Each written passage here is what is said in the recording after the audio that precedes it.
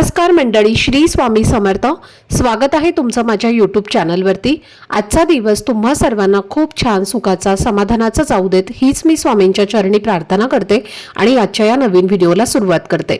पण त्या अगोदर तुम्ही माझ्या चॅनलवरती जर नवीन असाल तर चॅनलला पण लगेच सबस्क्राईब करा आणि कमेंटमध्ये श्री स्वामी समर्थ लिहायला अजिबात विसरू. उद्या 15 जून सोमवार असून या दिवशी अधिक महिन्यातील पवित्र अमावस्या आलेली आहे. विशेष म्हणजे ही अमावस्या सोमवारी आल्यामुळे तिला सोमवती अमावस्या असं म्हटलं जातं. धार्मिक मान्यतेनुसार सोमवती अमावस्या ही अत्यंत शुभ आणि पुण्यदायी तिथी मानली जाते.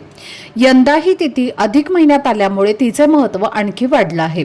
अमावस्या तिथीचा प्रारंभ 14 जून रोजी दुपारी 12:20 झाला असून तिची समाप्ती 15 जून रोजी सकाळी 8:24 होणार आहे. उदय तिथीच्या नियमानुसार ही अमावस्या 15 जून रोजी साजरी केली जाणार आहे. त्यामुळे अमावस्येचं व्रत, पूजा, दान, स्नान आणि इतर धार्मिक कार्य उद्याच करणं शुभ मानलं जातं. आपल्या हिंदू परंपरेमध्ये अधिक महिन्याला विशेष महत्त्व दिलं गेलं आहे. हा महिना साधना, जप, पूजा, दान आणि आत्मचिंतनासाठी अत्यंत पवित्र मानला जातो. 3 वर्षांनी एकदा येणारे या महिन्यात केलेल्या चांगल्या कार्यांना विशेष पुण्य प्राप्त होतं अशी श्रद्धा आहे. त्यामुळे या महिन्यातील प्रत्येक तिथी महत्त्वाची असली तरी अमावस्येला एक वेगळं स्थान दिलं जातं. अधिक महिन्यातील सोमवती अमावस्या ही पितरांच्या स्मरणासाठी, त्यांच्या आशीर्वादाची प्रार्थना करण्यासाठी आणि कुटुंबाच्या सुख समृद्धीसाठी विशेष मानले जाते. अनेक भक्त या दिवशी दान, धर्म, पूजा आणि सेवा करून आपल्या जीवनातील अडचणी दूर व्हाव्यात, तसेच घरात आनंद आणि भरभराट यावी अशी प्रार्थना करतात. यंदाची अमावस्या आणखी विशेष मानली जात आहे कारण या दिवशी काही शुभ योग देखील निर्माण होत आहेत. त्यामुळे या दिवशी श्रद्धेने केलेली पूजा, प्रार्थना आणि सकारात्मक संकल्प यांना विशेष महत्त्व प्राप्त होतं. धार्मिक परंपरेनुसार अशा शुभ काळात केलेले सत्कर्म मनाला समाधान देतात आणि जीवनात सकारात्मक ऊर्जा निर्माण करतात. तर मैत्रिणींनो, उद्या सोमवती अमावस्येच्या दिवशी एक अतिशय खास आणि सोपा उपाय सांगितला जातो. या उपायासाठी तुम्हाला एका विशिष्ट झाडाचं पान घरात आणायचं आहे. श्रद्धेनुसार हा उपाय घरातील नकारात्मकता कमी करण्यासाठी, सुख समृद्धीची प्रार्थना करण्यासाठी आणि कुटुंबाच्या प्रगतीसाठी केला जातो. अनेक जण हा उपाय विश्वासाने करतात आणि आपल्या घरासाठी मंगल कामना व्यक्त करतात. हे पान कोणत्या झाडाचे असते, ते कसे आणायचं आणि त्याचा उपयोग कसा करायचा, हा उपाय नेमका कोणत्या पद्धतीने करायचा याची संपूर्ण माहिती आजच्या व्हिडिओमध्ये मी तुमच्यासोबत शेअर करणार आहे. त्यामुळे व्हिडिओ हा स्किप न करता शेवटपर्यंत नक्की पहा, जेणेकरून तुमच्यापर्यंत योग्य ती माहिती पोहोचेल. आणि तुम्ही माझ्या चॅनलवरती जर नवीन असाल तर चॅनलला पण लगेच सबस्क्राईब करा आणि बेल आयकॉनला सुद्धा प्रेस करा, म्हणजे मी जेव्हा कधीही नवीन व्हिडिओज अपलोड करेन त्याचं नोटिफिकेशन सर्वात आधी तुम्हाला मिळेल आणि तुमचा एकही व्हिडिओ हा मिस होणार नाही. तसेच व्हिडिओला हाईप देखील द्या.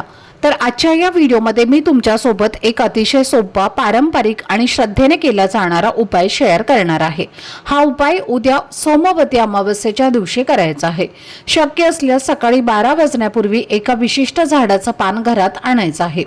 आपल्या धार्मिक परंपरांमध्ये काही झाडं आणि वनस्पती अत्यंत पवित्र मानल्या गेल्या आहेत आणि त्यांचा उपयोग पूजा, प्रार्थना आणि शुभ कार्यांमध्ये केला जातो.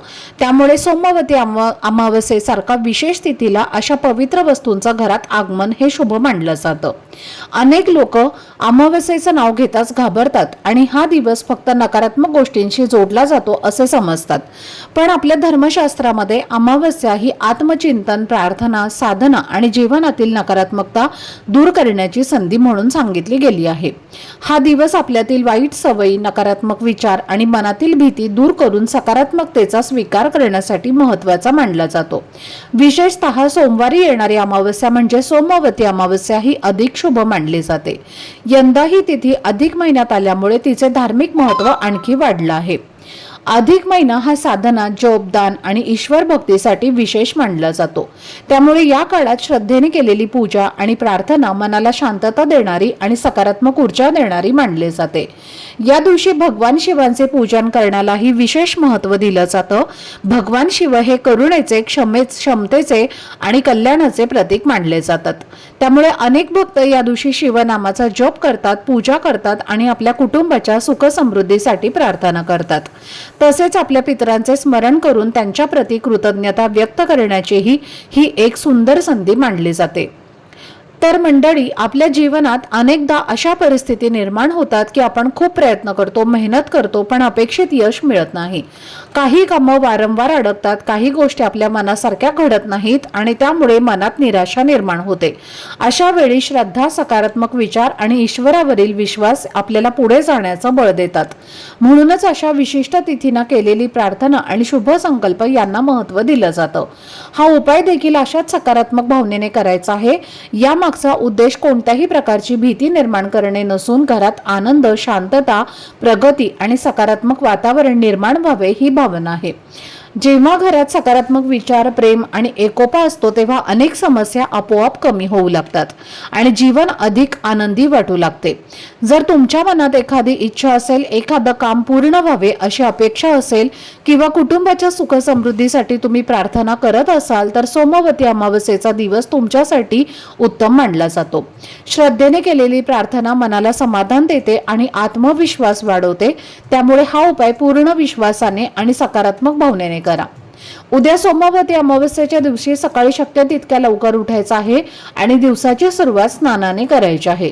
स्नान करताना अंघोळीच्या पाण्यात थोडेसे काळे तीळ आणि गंगाजल मिसळायचं आहे. धार्मिक परंपरेनुसार अधिक महिन्यातील स्नानाला विशेष महत्त्व दिलं जातं. असं मानलं जातं की या काळात श्रद्धेने केलेले स्नान मनाला प्रसन्नता देते, विचारांमध्ये सकारात्मकता निर्माण करते आणि आध्यात्मिक दृष्टिकोनातून स्वतःला अधिक शांत आणि एकाग्र बनवते.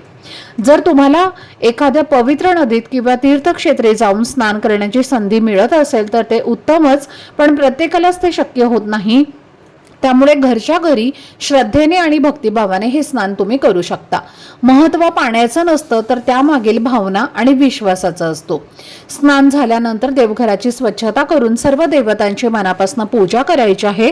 देवांच्या मूर्ती असतील तर त्यांना स्वच्छ करून अभिषेक करावा आणि फोटो असतील तर ते नीट स्वच्छ पुसून घ्यावेत. त्यानंतर देवघरात धूपदीप अगरबत्ती लावून संपूर्ण वातावरण प्रसन्न आणि सात्विक बनवायचं आहे.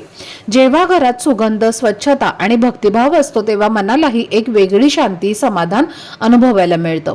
ही सर्व तयारी पूर्ण झाल्यानंतर तुम्ही हा मुख्य उपाय सुरू करायचा आहे. दुपारी 12 वाजण्यापूर्वी रुईच्या झाडाचं एक स्वच्छ आणि चांगलं पान घरात आणायचं आहे. आपल्या भारतीय परंपरेमध्ये काही झाडं आणि वनस्पतींना विशेष धार्मिक आणि आध्यात्मिक महत्त्व दिलं गेलं आहे.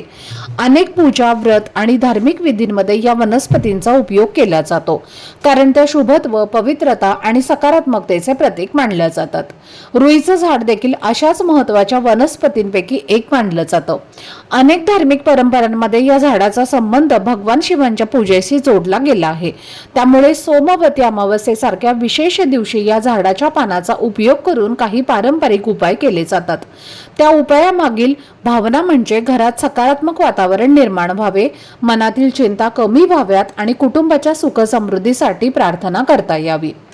आता रुईचं पान जे आहे तर किंवा रुईचं जे झाड आहे तर ते भगवान शिवशंकरांना अतिशय प्रिय आहे आणि सोमवती अमावस्या ही भगवान शिवशंकर यांना समर्पित आहे.